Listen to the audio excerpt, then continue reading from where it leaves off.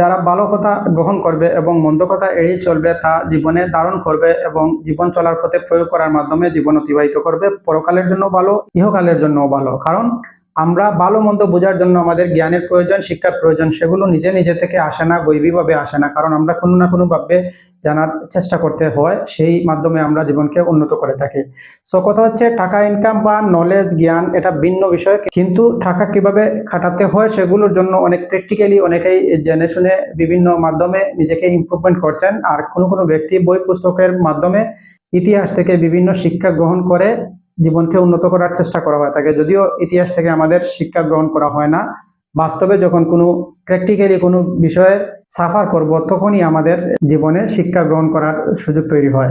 কাদের জন্য এই বাণীগুলো প্রয়োজন এবং কাদের জন্য অপ্রয়োজনীয় আসে সেগুলো বলার জন্য মূলত ভিডিওটি লম্বা হচ্ছে। এখানে যারা তথ্য সংগ্রহ করবে এবং ভালো কথাকে প্রাধান্য দিবে এবং মেনে চলবে, তাদের জন্য আসলে জ্ঞানীদের বাণী বা মনীষীদের বাণী, দার্শনিকদের বাণীগুলো কাজে আসবে, বা ধর্মগ্রন্থ থেকে যে কথাগুলো রয়েছে সেগুলো কাজে আসবে যারা মানবেন। আর যারা মানবেন না তাদের জন্য কোনো প্রয়োজনে আসবে না, এবং তারা এই কথাগুলোকে অপ্রয়োজনীয় মনে করবে। সেখানে কোনো দার্শনিক বা কোনো মনীষী বা কোনো জ্ঞানী ব্যক্তিদের কথাবার্তা বা কোনো ধরনের যে মন্তব্য, কোনো ধরনের দিক নির্দেশনা, সেগুলো মূলত তারা এড়িয়ে চলবে।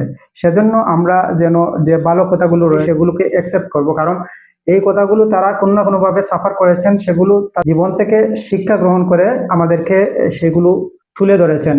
সেজন্য একজন ব্যক্তি সকল তথ্য দিতে পারেন নাই, এখানে একাধিক ব্যক্তি বা শত শত হাজার হাজার ব্যক্তিদের কাছ থেকে এক একটা বাণী আসছে। এভাবে আমরা সকল বাণী একত্র করে আমরা যদি এগুলো মেনে চলে আমরা যদি চলতে পারি তাহলে আমাদের জন্য ভালো হয়। সো এখানে সবচেয়ে বড় বিষয় হচ্ছে যার যার ধর্মে যে বিষয়গুলো উল্লেখ রয়েছে সেগুলো সঠিকভাবে পালন করতে পারলে সবচেয়ে ভালো হয়।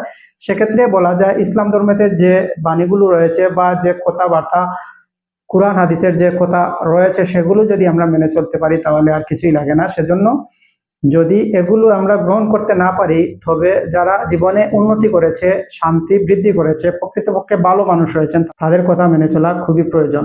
সো বুঝতে পারছেন এখানে কাদের জন্য এই কথাগুলো উপকারে আসবে। যারা নিজেকে জ্ঞানী মনে করবে যে আমার আর জ্ঞানের প্রয়োজন নেই, আমার অনেক জ্ঞান রয়েছে, আমার জানার প্রয়োজন নেই, তাদের জন্য আসলে এই কথাগুলো কোনো কাজে আসবে না। যাদের মৃত্যু পর্যন্ত জানার আগ্রহ রয়েছে, শিক্ষা গ্রহণ করার আগ্রহ রয়েছে, বই পুস্তক পড়ার চেষ্টা করে থাকেন, তাদের জন্য মূলত এই কথাগুলো অনেক কাজে আসবে। এবং যারা ব্যস্ততার মধ্যে এগুলো পড়ার সুযোগ পান না, তারপরে ব্যস্ততার ফাঁকে চেষ্টা করে থাকেন, তাদের জন্য কাজে আসবে।